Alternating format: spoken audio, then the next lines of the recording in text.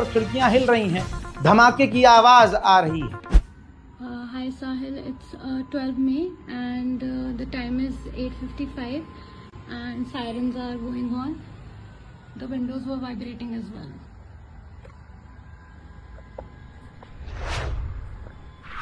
आठ बजे प्रधानमंत्री मोदी जी ने पाकिस्तान को जमकर लताड़ लगाई और बताया कि एक अकेला सब पर भारी पड़ा है। हमारा प्रधानमंत्री पाकिस्तान पर कितना भारी पड़ा। पाकिस्तान को बड़ी धमकी देने के बाद पाकिस्तान जब मूत रहा था तो मूतते मूतते पाकिस्तान बाड़मेर तक पहुंच गया था। दैनिक भास्कर की ऑफिशियल वीडियो रिपोर्ट आपके सामने पेश कर रहा हूं। जरा सा बयान लगाऊंगा जिससे बस साबित कर सकूं कि ये सब कुछ हुआ है। बाड़मेर में अभी अभी ड्रोन अटैक हुआ है। हमने बाड़मेर के हाई राइज बिल्डिंग से इस अटैक को मोबाइल में रिकॉर्ड किया है। आधा घंटे पहले हमारे पास सीमावर्ती क्षेत्र से सूचना मिली थी कि ड्रोन का मूवमेंट नजर आ रहा है, लेकिन बाड़मेर में ना तो ब्लैकआउट हुआ ना ही किसी तरह के सायरन बजे। उसके बाद जालीपा क्षेत्र से हमारे पास इंफॉर्मेशन आई कि अटैक और धमाके सुनाई दे रहे हैं। उस पर हम यहाँ पहुँचे और हमने अपनी आंखों से देखा कि यहाँ पर पीछे ड्रोन है, उनका मूवमेंट था, उनका अटैक देखा और उसका धमाका भी देखा। पूर्णिमा बोहरा, दैनिक भास्कर, बाड़मेर। देखा दोस्तों, इतनी बुरी तरह से भारत के प्रधानमंत्री से पाकिस्तान डर गया। इतना ही नहीं, सांबा के अंदर भी जबरदस्त धमाके की आवाज आई। कल रात का मंजर है।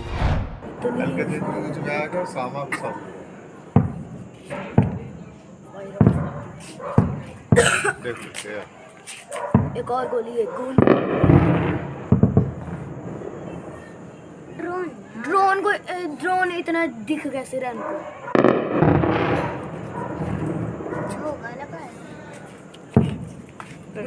मजाक नहीं है, खल्ले चलियो बड़े समझ।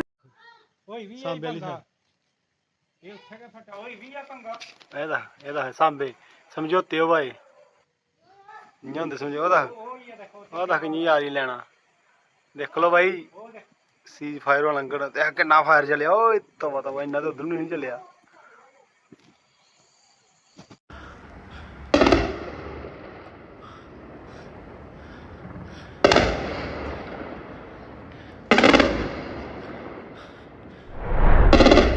इसी तरह से इंटरनेशनल मीडिया से लेकर नेशनल मीडिया ने भी कवर किया कि जम्मू में भी पाकिस्तान के यानी टोटल कल रात 30 से ज्यादा ड्रोन्स ने भारत के अंदर घुसपैठ करी।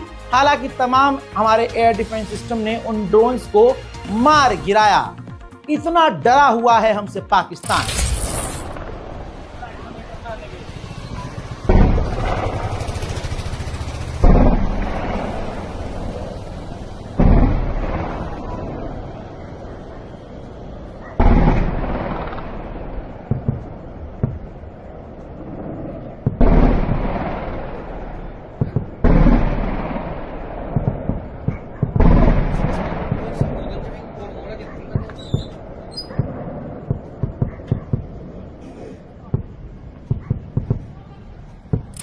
अब आइए एक और सबूत देता हूं। दैनिक भास्कर की ही रिपोर्ट पढ़ लीजिए। Cease fire live. Jammu Kashmir, Punjab और राजस्थान में फिर ड्रोन दिखे। सांबा बाड़मेर में मार गिराया गया। पठानकोट में भी मूवमेंट। होशियारपुर में 5-7 धमाके ब्लैकआउट किया गया। लेकिन पाकिस्तान फिर भी डरा हुआ है। अपना प्रधानमंत्री फुल यकीन दिलाने में लगा हुआ है कि पाकिस्तान ने मुंह दिया है और हम मानते हैं कि हाँ, डरा हुआ है पाकिस्तान।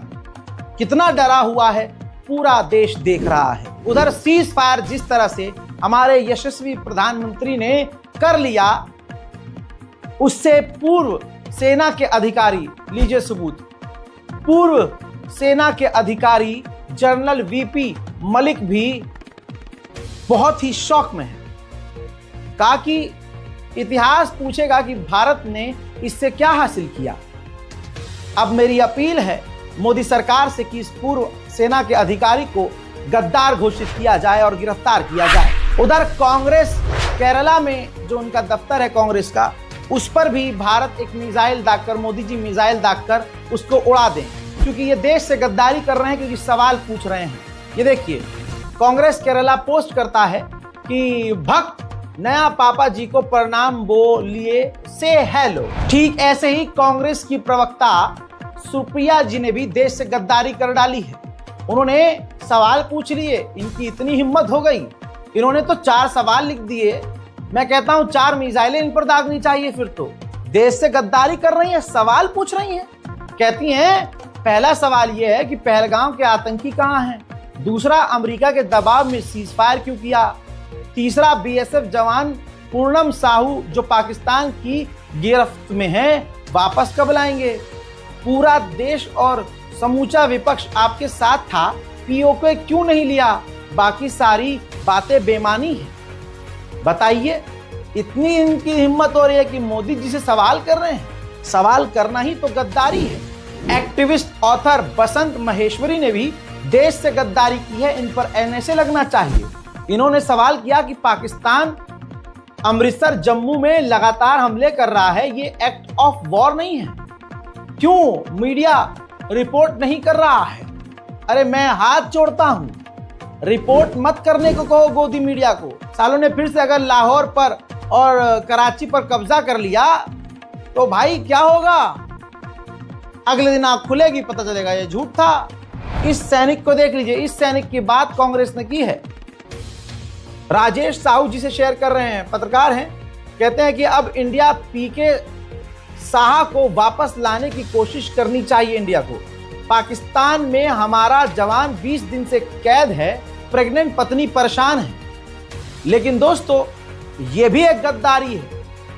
जब मोदी जी जिसका जिक्र नहीं कर रहे हैं उसके अलावा आउट ऑफ कॉन्टेक्स्ट क्यों जा रहे हो, गद्दारी है ये, सवाल नहीं कर सकते। और जब भारत के हमारे पूरी दुनिया के यशस्वी नेता प्रधानमंत्री जब अपनी स्पीच दे रहे थे उस वक्त इस आज तक ने, जिसको खुद बीजेपी ऐड देती है और बीजेपी के टुकड़े पर यह चैनल चल रहा है, उस वक्त इस चैनल ने देश के प्रधानमंत्री का कैसा अपमान किया। देखिए क्या मतलब है, जब प्रधानमंत्री मोदी स्क्रीन पे है तुम्हारी तो पूरी स्क्रीन पर मोदी जी रहने चाहिए। ये साइड में चप्पल और नीचे चप्पल, मोदी जी के चारों तरफ चप्पल दिखाकर तुम कहना क्या चाह रहे हो। अरे रंग बिरंग की चप्पल, चमड़े की चप्पल, प्लास्टिक की चप्पल, बच्चों की चप्पल, औरतों की चप्पल, आदमियों की चप्पल, सैंडल दिखाकर ये मोदी जी का अपमान नहीं तो क्या किया है। देश में इतने गद्दार भरे पड़े हैं, अगला अपने पूरे परिवार को छोड़कर कैसे कैसे प्रधानमंत्री बना। अगले ने चाय बेची,